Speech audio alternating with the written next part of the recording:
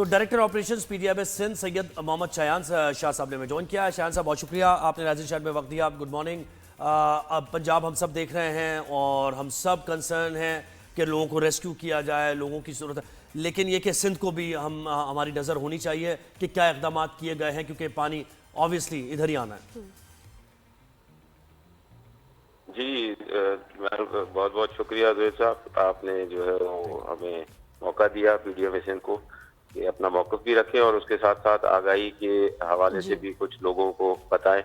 अब इस सिलसिले में मैं अर्ज करूं कि ये 3-4 दिन पहले जो पानी का रेला इंडिया ने छोड़ा था, उसकी वजह से चिनाब में बहुत बड़ा जो है वो फ्लड आ गया था।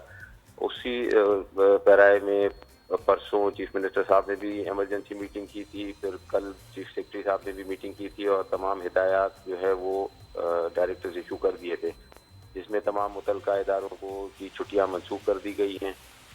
उसके अलावा तमाम डिप्टी कमिश्नर्स को ये हिदायत दे दी गई है कि मॉनिटर करते रहें सिचुएशन, क्योंकि ये इनिशियली रेला आएगा गुड्डू और कश्मोर की तरफ ऊपर गुड्डू बैराज पे, तो इससे पहले जब पंजनत पे ये पहुंचेगा तो ही हमें ये कंफर्म हो जाएगा कि कितना पानी का रेला हम यहाँ से गुजरेगा, और उसके यहाँ पे पहुंचने में 2 दिन हमारे पास होंगे। सही।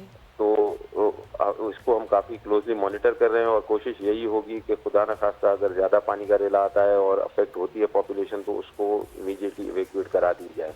अभी उसकी कोई जरूरत नहीं है, लेकिन हम इसको क्लोजली मॉनिटर कर रहे हैं। जी सर, आपको लगता है कि शायद वो स्टेज आए कि जहां लोगों को रिलोकेट करना पड़े या उसकी जरूरत ही नहीं पड़ेगी?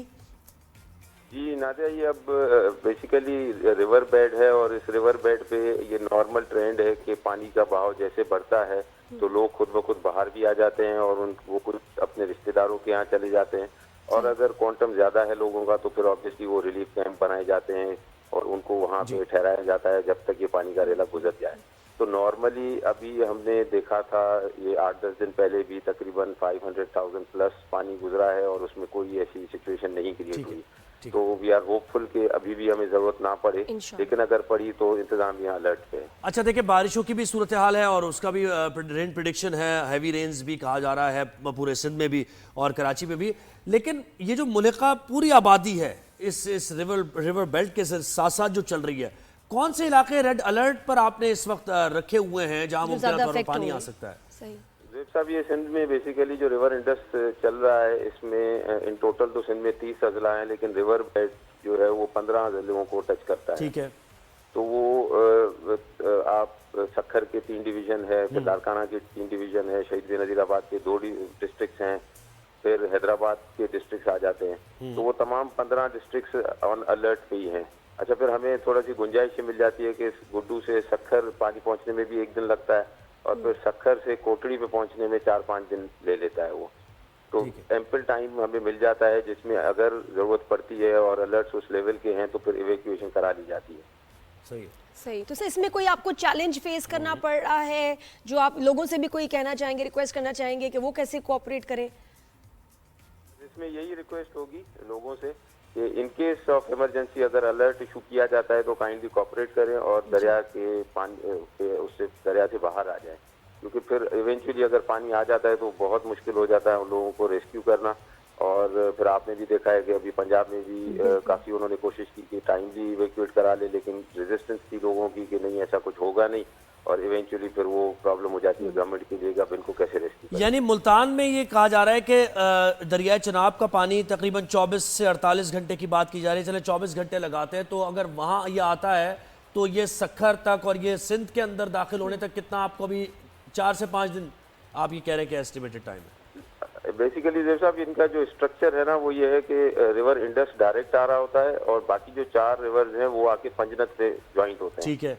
फिर पंजनत से आता है वो गुड्डू पे, तो जो पंजनत का पॉइंट है वहां से गुड्डू पे आने में 2 दिन लग जाते हैं। सही। और वो सारा यानी जितना जैसे चिनाब का पानी है या फिर दीगर जो रिवर्स का पानी है वो जब एक साथ होगा, तीनों दरियाओं का पानी तीनों दरियाओं का जब होगा तो कितने लाख क्यूसेक तक वो आप एस्टिमेट कर रहे हैं? हमारी एस्टिमेशन यही है, ये सेम सिनेरियो मोरलेस 2014 में भी बना था, तो उस टाइम जो मॉडल्स हैं उनको भी कैलकुलेट किया है तो अभी जो हमारी इरिगेशन अथॉरिटीज की जो है एक्सपेक्टेशन वो यही है कि 700,000 से क्रॉस नहीं करना चाहिए, और वो अगर है तो इसकी कैपेसिटी काफी है, रिवर इंडस की, वो इजीली उसको ले लेगा। और थ्रू आउट ये इतनी कैपेसिटी है इसकी जब तक ये समंदर में जाता है, या फिर कहीं से शैलो भी कुछ है? क्योंकि देखे ना वहाँ देव साहब, बेसिकली गुड्डू की कैपेसिटी 12 लाख है, फिर सखर बैराज की कैपेसिटी 9 लाख है, फिर कोटड़ी की 8 लाख है।